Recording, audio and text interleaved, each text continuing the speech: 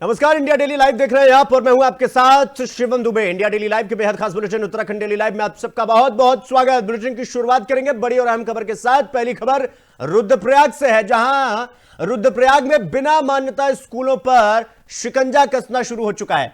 69 स्कूलों को यानी 69 स्कूलों को नोटिस जारी किया गया है प्रशासन की तरफ से। 15 दिन में औपचारिकताएं पूरी करने के निर्देश दिए गए हैं। साथ ही साथ सख्त कदम उठाने की चेतावनी भी दी गई है। तो शिक्षा विभाग ने मानक सुनिश्चित करने की पहल की शुरुआत कर दी है।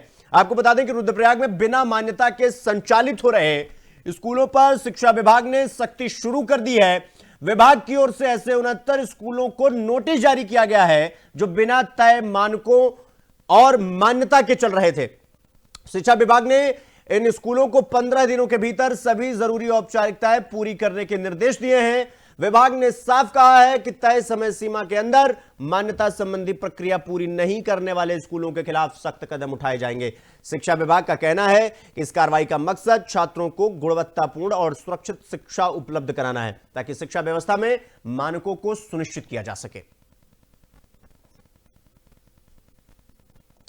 तो उत्तराखंड में मौसम का मिजाज लगातार बदल रहा है। यह बड़ी खबर हम आपको बता रहे हैं, जहां उत्तराखंड में मौसम का जो रुख है वो लगातार बदल रहा है। मैदानी इलाकों में घना कोहरा छाया हुआ है, जिससे ठंड और बढ़ गई है। सुबह और रात के समय दृश्यता यानी विजिबिलिटी काफी कम हो रही है, जिसका असर आम जनजीवन पर भी बुरी तरीके से पड़ रहा है।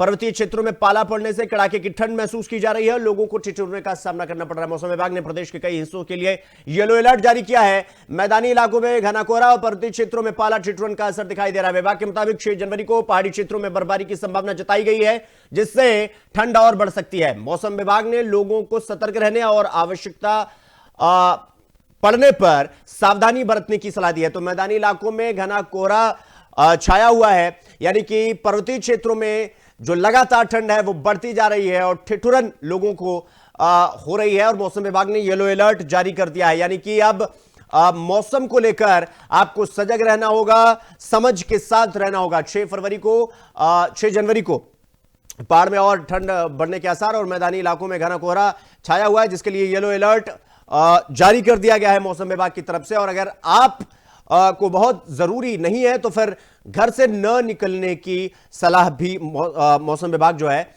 इस पूरे ठंड और ठिठुरन को लेकर वो दे रहा।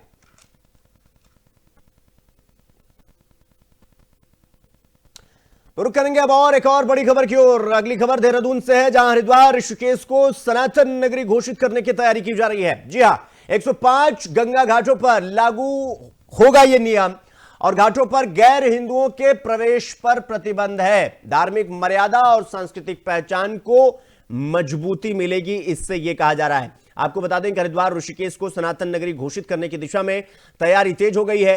प्रस्ताव के तहत दोनों धार्मिक नगरी के 105 गंगा घाटों पर नए नियम लागू किए जाएंगे। इन नियमों के मुताबिक घाटों पर गैर हिंदुओं के प्रवेश को प्रतिबंधित करने की व्यवस्था की जा रही है। इसके साथ ही देश में पहली बार घाट स्तर पर एक समान बायलॉज लागू करने की योजना है, जिससे धार्मिक परंपराओं और आस्थाओं की रक्षा सुनिश्चित की जा सके। प्रशासनिक स्तर पर इस प्रस्ताव को लेकर मंथन जारी है और नियमों का ड्राफ्ट भी तैयार किया गया है। माना जा रहा है कि नियमों के लागू होने से गंगा घाटों की धार्मिक मर्यादा और सांस्कृतिक पहचान को और मजबूती मिलेगी।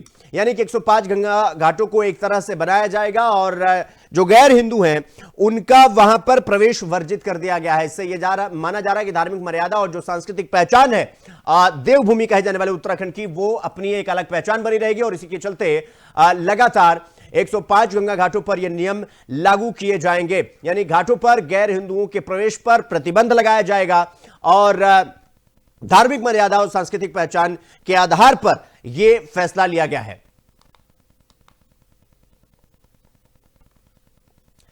अब रुक करेंगे अगली खबर की ओर। विकासनगर विधानसभा क्षेत्र में शानदार खबर आई है वहां से, जहां उत्तराखंड लोक निर्माण विभाग ने बारोटीवाला अंबाड़ी मार्ग पर 10 किलोमीटर दूरी पर नया प्लेट गर्डर सेतु जनता के लिए खोला है। 12 मीटर स्पेन वाले इस पुल का निर्माण लगभग 183 करोड़ 29 लाख रुपए की लागत से किया गया है।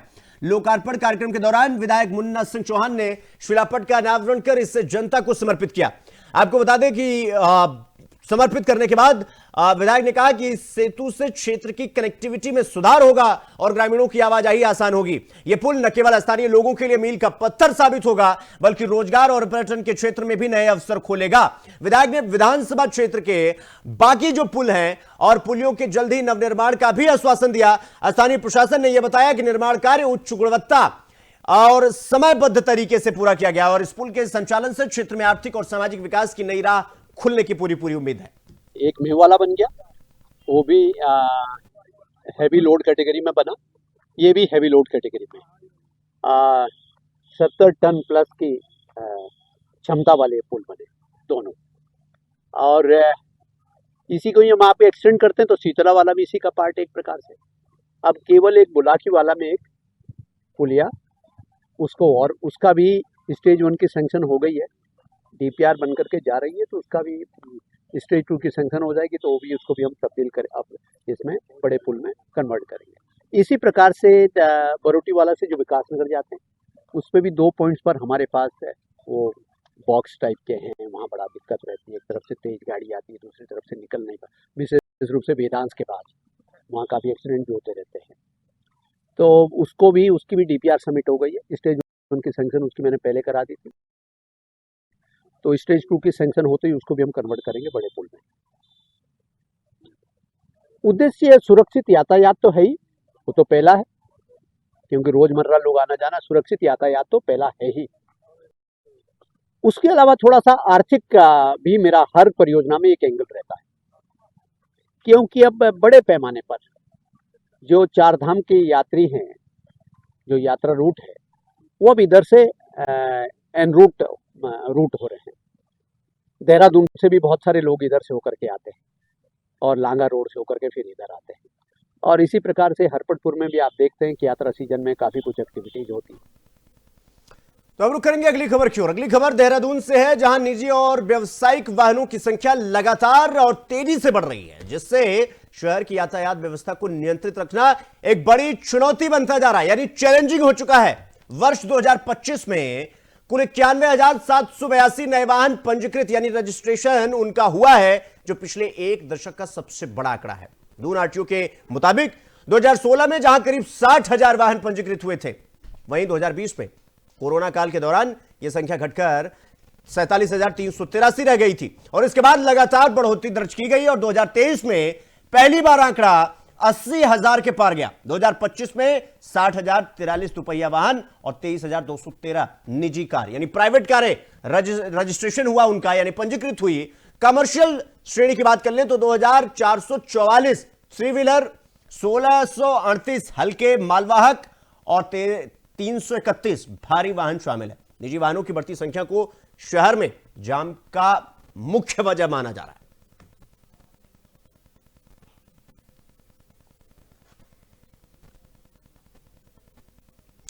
तो अंकिता भंडारी को न्याय दिलाने की मांग को लेकर कांग्रेस ने एक बार फिर सरकार पर दबाव वाली रणनीति अपनाना शुरू कर दिया है।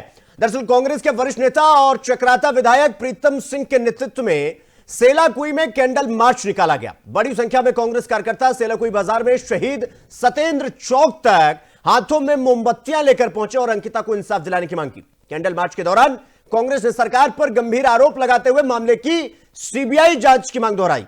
प्रीतम सिंह ने कहा कि सरकार इस पूरे मामले में वीआईपी को बचाने की कोशिश कर रही है और यही शब्द लगातार कांग्रेस दोहराती चली आ रही है कि कोई वीआईपी है जिसको लगातार सरकार बचा रही है, लेकिन कांग्रेस पीछे हटने वाली नहीं है। उन्होंने आरोप लगाया कि ऑडियो के जरिए वीआईपी का खुलासा करने वाली उर्मिला सनावर की जान को खतरा है और इसके बावजूद सरकार के मंत्री जनता से सबूत मांग रहे हैं।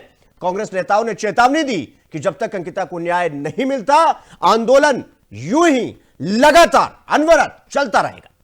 2022 में अंकिता भट्टनारी की निर्मम हत्या हुई और उस वक्त भी पूरा उत्तराखंड राज्य और कांग्रेस के लोग सरकार से ये मांग कर रहे थे कि अंकिता भंडारी हत्याकांड की सीबीआई जांच होनी चाहिए, लेकिन सरकार ने उत्तराखंड के लोगों की मांग को नजरअंदाज करने का काम। दिसंबर 2025 में एक महिला द्वारा वीडियो और ऑडियो जारी किए जाते हैं, जिसमें वो जो है भारतीय जनता पार्टी के लोगों पर यह आरोप लगाती है कि अंकिता भंडारी हत्याकांड में भाजपा के नेताओं का हाथ है या भाजपा के नेता संलिप्त है। और इसीलिए पूरे उत्तराखंड में आज फिर ये बात उत्तराखंड के लोग कर रहे हैं, कांग्रेस कर रही है।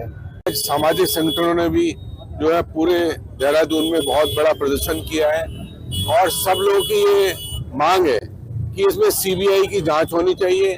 और ये पूरी कांग्रेस, हमारी कांग्रेस भी पूरे उत्तराखंड में जगह जगह पद यात्रा कर रही है, कैंडल मार्च निकाल रही है और रैलियां कर रही है। और हमारी मांग है कि सुप्रीम कोर्ट या हाई कोर्ट की निगरानी जज में, सिटिंग जज में जो है निगरानी में उसमें जांच होनी चाहिए।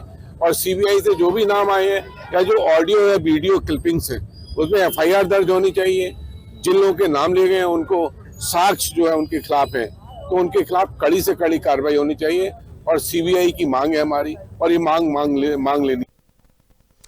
तो अब रुक करेंगे अगली खबर की ओर। बिहार की महिलाओं को लेकर दिए गए एक आपत्तिजनक बयान ने देश की राजनीति में नया बवाल खड़ा कर दिया है और 100 सवाल खड़ा कर दिया है। उत्तराखंड की पुष्कर सिंह धामी सरकार में कैबिनेट मंत्री रेखा आर्य के पति, जिनका नाम है गिरधारी लाल साहू, उनका एक वीडियो सोशल मीडिया पर तेजी से वायरल हो रहा है। और इस वीडियो में क्या है, और इस वीडियो में जो शब्द बोले गए, उसके बाद उत्तराखंड की राजनीति का जो सियासी घमासान है वो 7वें आसमान पर जा पहुंचा। वीडियो में की गई टिप्पणी को लेकर बिहार के विपक्षी दलों में भारी आक्रोश देखने को मिल रहा है और विपक्ष ने इस बयान को महिलाओं के सम्मान पर सीधा हमला बताते हुए भाजपा को कटघरे में लाकर खड़ा कर दिया। भाजपा के प्रदेश मीडिया प्रभारी मनवीर सिंह चौहान ने कहा कि किसी भी महिला, खासकर किसी राज्य की महिलाओं को लेकर आपत्तिजनक टिप्पणी करना पूरी तरीके से अनएक्सेप्टेड यानी अस्वीकार्य है और भाजपा महिलाओं के सम्मान और गरिमा के प्रति पूरी तरह प्रतिबद्ध है। वायरल वीडियो में कही गई बातों से पार्टी का कोई लेना देना नहीं है और मामले की गंभीरता से जांच के बाद उचित कार्रवाई सुनिश्चित की जाएगी। जिनका जो वीडियो वायरल हो रहा है उससे भारतीय जनता पार्टी का कोई लेना देना नहीं है और उस व्यक्ति ने कहां पर, किस स्थान पर, किस संदर्भ में बोला, इसकी विस्तार से जानकारी वही देंगे। लेकिन भारतीय जनता पार्टी ऐसी सोच के व्यक्तियों की, ऐसी मानसिकता के लोगों की कड़ी निंदा करती है और भारतीय जनता पार्टी हमेशा मातृशक्ति के सशक्तिकरण के लिए, उनके उत्थान के लिए समर्पित रही है।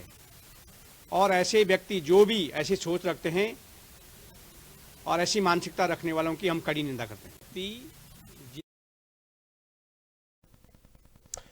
तो इसी खबर पर ज्यादा जानकारी के साथ अजय पांडे, ब्यूरो चीफ उत्तराखंड, हमारे साथ जुड़ गए हैं। अजय जी, जिस तरीके से पुष्कर सिंह धामी सरकार को कांग्रेस एक नए तरह से एक नए मामले में घसीटने का प्रयास कर रही है, यानी कि कैबिनेट मंत्री रेखा आर्य के जो पति हैं गिरधारी लाल साहू, उनका एक वीडियो वायरल हो रहा है जिसमें वो तमाम आपत्तिजनक शब्दों का प्रयोग कर रहे हैं बिहार की महिलाओं को लेकर।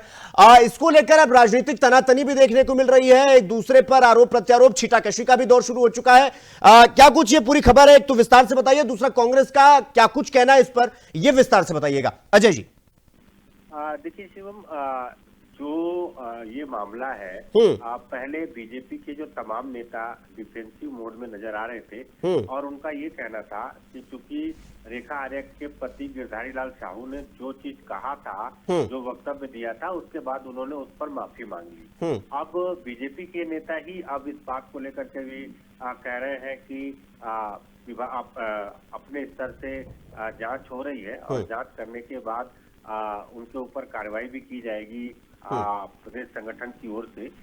ये एक अलग विषय है, लेकिन चूंकि कांग्रेस के पास एक बड़ा मुद्दा हाथ लगा है और महिला अस्मिता से जुड़ा हुआ मामला है, किसी भी राज्य की महिला या कहीं की भी कोई महिला हो, अगर उनके लिए कहीं अपशब्दों का प्रयोग होता है, उनके लिए कुछ गलत बातें कही जाती है, तो जाहिर है कि ये काफी निंदनीय है और हर तरफ इसकी निंदा भी हो रही है।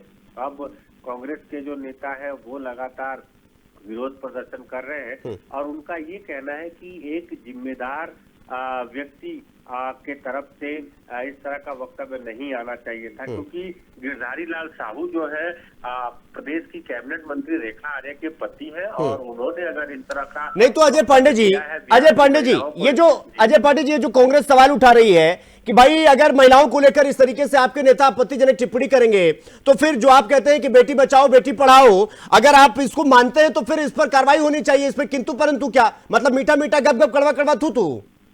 जी हाँ देखिए शिवम, यहाँ पर अभी तक कार्रवाई हो जानी चाहिए थी। कोई न कोई ऐसा चीज होना था जिसको लेकर के अब सभी लोगों को लगता कि हाँ, अगर किसी ने गलती की है और सिर्फ माफी मांगने से ही उस गलती का प्रायश्चित नहीं होगा। देखिए, एक राज्य की महिलाओं के लिए अब शब्दों का प्रयोग किया जाना, ये कहना कि 20-25 हजार रुपए में बिहार की महिलाएं मिल जाती हैं, किसी को शादी करना है तो वो वहां से महिलाओं को खरीद करके ला सकता है, तो ये काफी निंदनीय बात रही है। और यही वजह है कि कांग्रेस के जो नेता हैं वो इस मुद्दे को छोड़ना नहीं चाहते हैं, और लगातार विरोध प्रदर्शन हो रहे हैं, लगातार इस बात की मांग की जा रही है कि रेखा आर्य को भी इस्तीफा दे देना चाहिए, क्योंकि अगर उनके परिवार का, उनके पति इस तरह से कोई वक्तव्य देते हैं तो नहीं तो अजय जी वही सवाल तो बार बार आ रहा है कि मतलब आंख का अंधा नाम नयन सुख, ये क्या तरीका हुआ भाई? बेटी बचाओ बेटी पढ़ाओ, या तो इस पर या तो उस पर। अगर आप महिलाओं की रक्षा की बात करते हैं, सुरक्षा की बात करते हैं, उनके सम्मान की, उनके मर्यादा की बात आप करते हैं हर जगह जाकर, तो फिर इतना दिन तक अभी तक इन पर कार्रवाई क्यों नहीं हुई? वीडियो तो सोशल मीडिया पर वायरल है। मतलब इसका मतलब आप जानबूझकर रेत में गर्दन घुसा ले रहे हैं। तो आपको लग रहा है बिल्ली आपको छोड़ देगी? तो कांग्रेस विपक्ष में है, वो तो सवाल खड़ी करेगी, आपको तो एक्शन लेना चाहिए कैटेगोरिकली।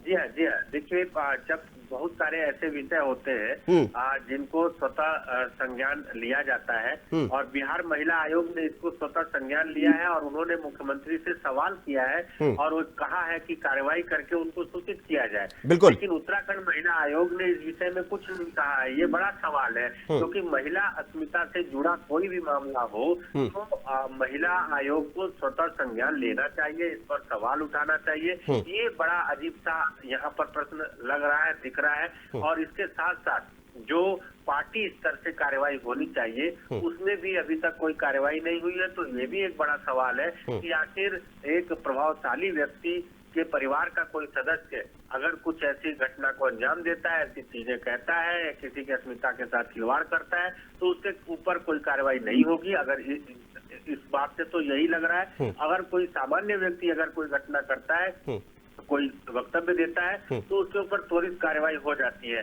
तो ये वाकई में एक सवालिया निशान खड़े हो रहे हैं कि भारतीय जनता पार्टी बेटी बचाओ बेटी पढ़ाओ अभियान चला रही है। पूरे देश में यही नारा भाजपा के नेता लगा रहे हैं, और भाजपा के नेता ही अगर बेटियों की अस्मिता के साथ, महिलाओं की अस्मिता के साथ खिलवाड़ करेंगे, उनके लिए गलत शब्दों का इस्तेमाल करेंगे, तो वाकई में ये निंदनीय है। और उनका जो ये वक्तव्य है, जो उनका अभियान है, उस पर भी एक गहरा आघात जरूर है।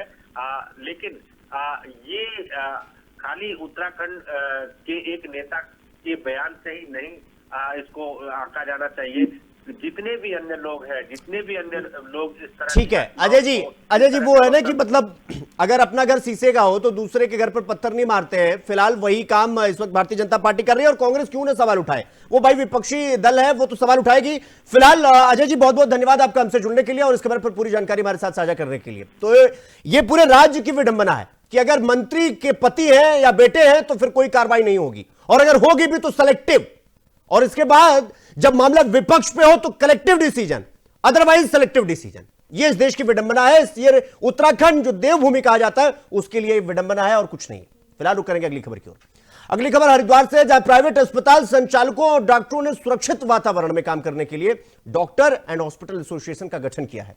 संगठन का उद्देश्य इलाज के दौरान मरीज की मौत के बाद डॉक्टरों पर लापरवाही के आरोप लगने और अस्पतालों में तोड़फोड़ और हंगामे जैसी घटनाओं के समय एक दूसरे को सहयोग देना है। हाल ही में निजी अस्पतालों में इलाज के दौरान मरीजों की मौत के कई मामले सामने आए और फिर जिनमें परिजन द्वारा अस्पतालों में तोड़फोड़ की गई। हरिद्वार प्रेस क्लब में आयोजित प्रेस कॉन्फ्रेंस में डॉक्टरों ने कहा कि ऐसे माहौल में डॉक्टरों को इमरजेंसी केस लेने से डर लगता है। कई बार जिन मरीजों की जान बचाई जा सकती है उन्हें भी रेफर करना पड़ता है। बेहतर संवाद और सुरक्षित कार्य वातावरण के लिए सभी डॉक्टर का एक मंच पर आना बेहद जरूरी है। एसोसिएशन हरिद्वार का उद्देश्य ये है कि जितने भी हॉस्पिटल्स हैं, चाहे उसके ओनर्स डॉक्टर्स ना भी हों या उसके ओनर्स जो हैं बीएमएस डॉक्टर्स हों सारे सबको एक छत्र के नीचे लेके आया जाए, ताकि जो भी निर्णय हो वो सारे डॉक्टर्स का, पूरे हॉस्पिटल हरिद्वार के मेडिकल डिपार्टमेंट का एक हो। अभी डिस्ट्रिक्ट हरिद्वार में है, जबकि अभी से ही हमें और जगह से भी बातें हो रही हैं कि हमें भी इस संगठन में शामिल किया जाए, और पर अभी तक जो इसका विस्तार है वो हरिद्वार जिले तक ही है। शिक्षा की नींव है, बात है कि पेशेंट और डॉक्टर के बीच के रिलेशनशिप की बॉन्डिंग ही जो है वो इलाज का की धुरी है। अगर उसमें खाई बनने लग जाएगी, जो कि पिछले कुछ माह में ऐसा देखने को मिला है, तो उससे संबंधित हम चाहते हैं हम पेशेंट तक पहुँचें, हम उन्हें समझा पाएँ कि आप सही अस्पताल में जाइए, सही जगह इलाज करवाइए। कोई कॉम्प्लिकेशंस हो सकती हैं, ऐसा नहीं है। अगर हॉस्पिटल को पता है कि ये पेशेंट हमारे लेने लायक नहीं है, तो उसे सही जगह पहुंचाना भी उसकी ही जिम्मेदारी। जितनी नैतिकता से काम कर सकें उतना हरिद्वार के मेडिकल और स्वास्थ्य विभाग के लिए अच्छा रहेगा। बोला अपना दर्द उन्होंने बोला। As a gynaecologist, as a obstetrician मैं आपको ये बता दूं कि जो सारा खेल मोर्टेलिटी का होता है, 90% मोर्टेलिटी होती हैं जच्चाओं की, जो हमारी गर्भवती महिलाएं हैं। इसमें 2 फैक्टर निकल कर आते हैं। एक तो जो पेरीफेरी पे इस तरीके के सेंटर्स खुल गए हैं, जो कि 12-12 हज़ार में, 13-13, 15 हज़ार में, 10-10 हज़ार में ऑपरेशन कर देते हैं, और उसके बाद वहाँ उनकी मृत्यु हो जाती है। अब मरीज़ तो क्या है, सीधा है, ठीक है, मरीज़ उनको क्या समझ रहा है कि वो डॉक्टर हैं, है ना। उसके बाद वही मरीज़ मान लीजिए रिस्क में चला जाता है, हाई रिस्क हो जाता है, और वो फिर हमारे पास रेफ़र होके आता है, और किसी कारणवश उसकी फिर हमारे यहाँ मृत्यु होती है, जबकि हमारे पास वेंटिलेटर है, हमारे पास आईसीयू है, हमारे पास राउंड द क्लॉक फिजिशियन है, हमारे पास एनेस्थेटिस्ट है। लेकिन फिर भी मान लीजिए किसी कारण उसकी मृत्यु हो जाती है, क्योंकि ऑलरेडी वो क्या होता है, वो सिक स्टेट में हो चुका होता है। तो वो मरीज़ क्या सोचता है कि वो भी डॉक्टर था, ये भी डॉक्टर है। अल्टीमेटली उसकी मृत्यु कहाँ हुई, हायर सेंटर में, जैसे हम लोगों जैसे सेंटर। तो अब रुक करेंगे अगली खबर की ओर। कुंभ क्षेत्र को गैर हिंदुओं के लिए वर्जित किए जाने की तीर्थ पुरोहितों की मांग पर हरिद्वार लोकसभा सीट से सांसद त्रिवेंद्र सिंह रावत ने सवाल खड़े किए हैं, जिस पर संतों ने प्रतिक्रिया दी है। त्रिवेंद्र सिंह रावत ने इसे जल्दबाजी में लिया जाने वाला फैसला बताया। उन्होंने कहा कि सबसे पहले यह तय होना चाहिए कि कुंभ क्षेत्र की सीमा कहां तक है। त्रिवेंद्र सिंह रावत के मुताबिक कुंभ क्षेत्र रुड़की, मंगलौर, बहादुराबाद और श्यामपुर तक फैला हुआ है, और ऐसे में गैर हिंदुओं को लेकर क्या व्यवस्था होगी, यह स्पष्ट होना बेहद जरूरी है। उन्होंने कहा कि इस मुद्दे पर किसी भी निर्णय से पहले गहन चिंतन, मंथन और अध्ययन की आवश्यकता है। संतों ने तीर्थ पुरोहितों की मांग का समर्थन करते हुए कहा कि प्राचीन काल में ऐसी व्यवस्थाएं रही हैं, और यदि सरकार इस पर कोई फैसला लेती है तो फिर यह स्वागत योग्य है। कुंभ क्षेत्र कहां तक है पहले तो निर्धारित करना पड़ेगा, लेकिन हमारा जो पंचपुरी है और ऋषिकेश है, ये दोनों जो क्षेत्र हैं ये पहले से ही गैर हिंदुओं के लिए वर्जित है। और हर की पैड़ी क्षेत्र में तो कोई रात्रि होटल में भी निवास नहीं कर सकता है। अब कुंभ क्षेत्र की बात है, आपका क्वेश्चन सही है या गलत है मुझे मालूम नहीं है, क्योंकि कुंभ क्षेत्र तो हमारा पूरा रुड़की, मैंगलोर, पूरा श्यामपुर, पूरा इलाका इसमें आता है। पूरा आपका श्यामपुर आता है, पूरा आपका ऋषिकेश तक का, और बल्कि पूरा जो स्वर्ग आश्रम है, सारे इलाके आते हैं। तो थोड़ा सा मुझे लगता है कि डिमांड में पढ़ रहा था, आज गंगा सभा की कोई डिमांड इस तरह की आई है, लेकिन इस पर काफी कुछ चिंतन मंथन और अध्ययन करने की जरूरत। तो धर्मनगरी हरिद्वार के रोशनाबाद क्षेत्र में शाम ढलते ही खनन माफिया सक्रिय हो जाते हैं। स्थानीय लोगों के मुताबिक लंबे समय से अवैध खनन कर सरकारी राजस्व को भारी नुकसान पहुंचाया जा रहा है। इस मामले में कई बार शिकायत भी की गई, लेकिन माफिया अपनी गतिविधियों से बाज नहीं आ रहे हैं। बीते दिन हमारे संवाददाता की ग्राउंड रिपोर्टिंग के दौरान इस अवैध खनन की जानकारी प्रशासन को मिली। सूचना मिलते ही एसडीएम जितेंद्र सिंह और खनन अधिकारी की टीम मौके पर पहुंची, लेकिन प्रशासन के पहुंचने की भनक लगते ही खनन माफिया वहां से चंपत हो गए। 9-11 हो गए। प्रशासन ने पूरे मामले को गंभीरता से लेते हुए आगे की जो कार्रवाई है उसका आश्वासन दिया है।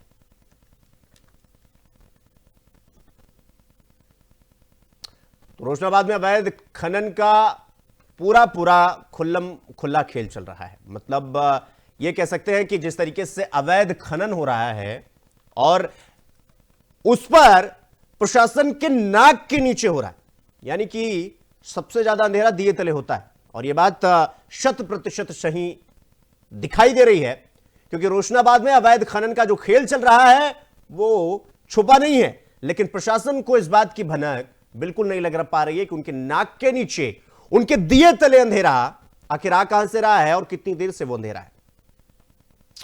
तो इस खबर पर हमारे साथ हमारी सहयोगी अर्चना धिंगरा हमारे साथ हरिद्वार से जुड़ गई हैं। अर्चना, जिस तरीके से ये रोशनाबाद में अवैध खनन का खुला खेल फर्रुखाबादी चल रहा है, फिर भी प्रशासन के दिए तले अंधेरा है, किसी को कानो कान खबर नहीं हो रही है, क्या कुछ ये पूरा माजरा है, क्या कुछ ये पूरी खबर है, विस्तार से बताइए। जी बिल्कुल बताना चाहूंगी शिवम कि यहाँ पे काफी समय से शिकायत के बाद भी अगर प्रशासनिक अधिकारी उस पर कार्रवाई करते हैं, लेकिन खनन माफिया इतने बेखौफ हो जाते हैं कि फिर वो ऊंची आमदा हो जाते हैं धरती माँ का सीना चीरने के लिए। जी शिवम।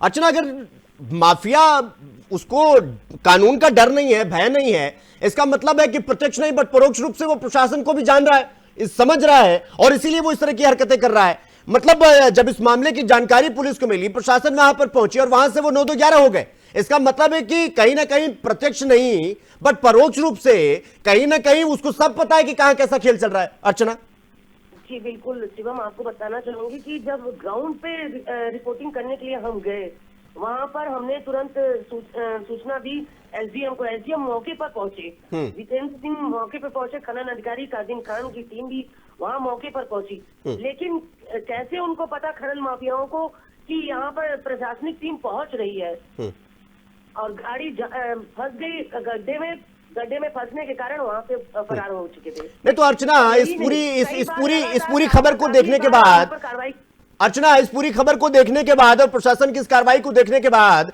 क्या ये कहा जाना जल्दबाजी होगा या सही होगा कि मतलब यहाँ पर दाल में काला नहीं, पूरी दाल काली है? जी ये कह सकते हैं शिवम की पूरी दाल काली नजर आ रही है। अगली ये प्रशासन ने कहा कि इस मामले की गंभीरता से लेते हुए मैं आगे की कड़ी कार्रवाई करूंगा।